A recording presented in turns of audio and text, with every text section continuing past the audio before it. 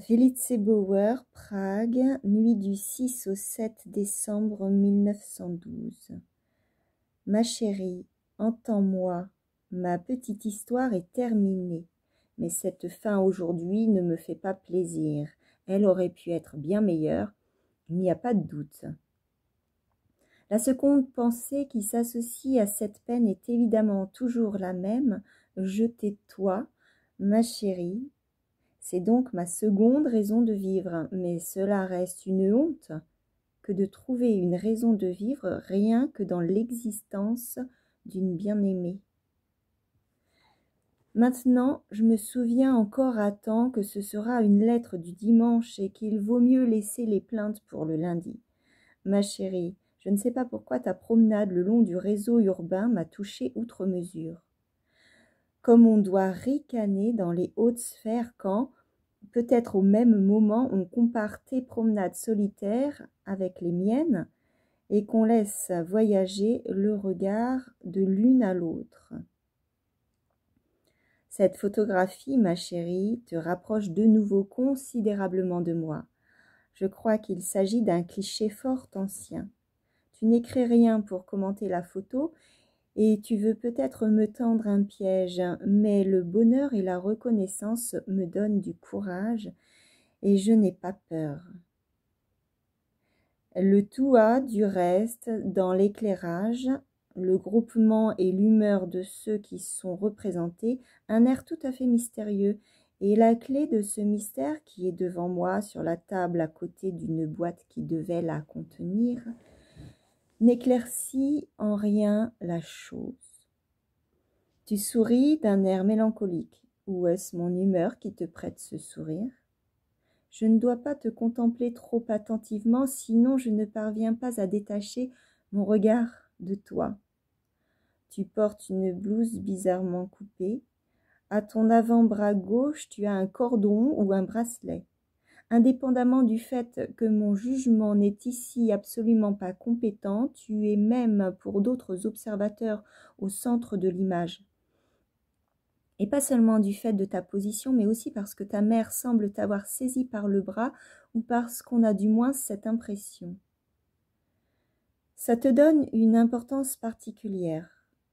En outre, ton regard se porte tout à fait ailleurs que celui du reste de la famille.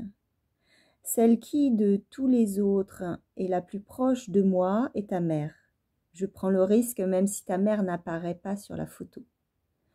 Si mon jugement sur elle est un peu incertain, c'est parce que c'est sur son visage que tombe la lumière la plus intense et la plus fine. N'est-ce pas une grande dame un peu osseuse ?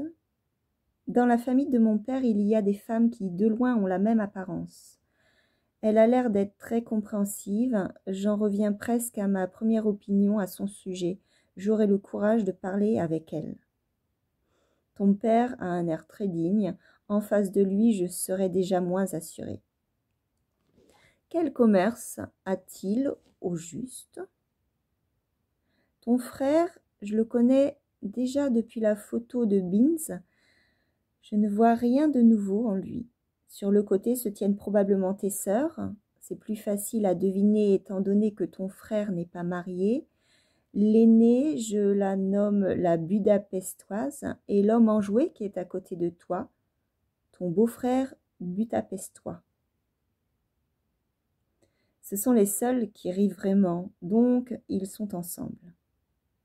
La fille sur le côté opposé pourrait être ta sœur flegmatique, d'après ce qu'on peut déduire de son sourire de contentement de soi un peu ensommeillé. Si une fille de 20 ans a pris la résolution de ne pas lire du tout, je n'y vois rien de mal. Lire à moitié, c'est pire. Et dans quelle pièce êtes-vous alors ? Est-ce que c'est votre actuelle salle de séjour et là, la table sur laquelle, dans une de tes lettres, ton père et ton frère ont joué au 66 ? Et qui est le photographe ? Est-ce à l'occasion d'une quelconque fête de famille ? Le père et le frère semblent vêtus d'un costume sombre et ont des cravates blanches. Mais le beau-frère putatif en a une de couleur. Ma chérie, Comme on peut être puissant face à des images et impuissant en réalité. Je peux facilement imaginer que toute la famille va se mettre sur le côté et s'éloigner et qu'il ne reste que toi seul et que je me penche vers toi par-dessus cette grande table pour chercher ton regard, le conserver et fondre de bonheur. Ma chérie, les photos sont belles, on ne peut pas se passer des photos, mais elles sont aussi un tourment. En proie à un grave pressentiment, je viens d'aller voir l'heure qu'il est. 4h moins le quart, c'est vraiment trop. Mais il est vrai que je n'ai commencé mes travaux qu'après minuit. Bonne nuit, ma chérie. Et garde-moi dans ton amour. La semaine prochaine, tu auras mon petit livre. Combien de baisers aurais-je donc pour cela? Belle occupation pour des rêves. Ma chérie, ce sera le dernier mot, ma chérie. Ton Franz. Juste à des fins de contrôle de la poste, je mentionne qu'aujourd'hui je n'ai reçu que la lettre par express avec la photographie.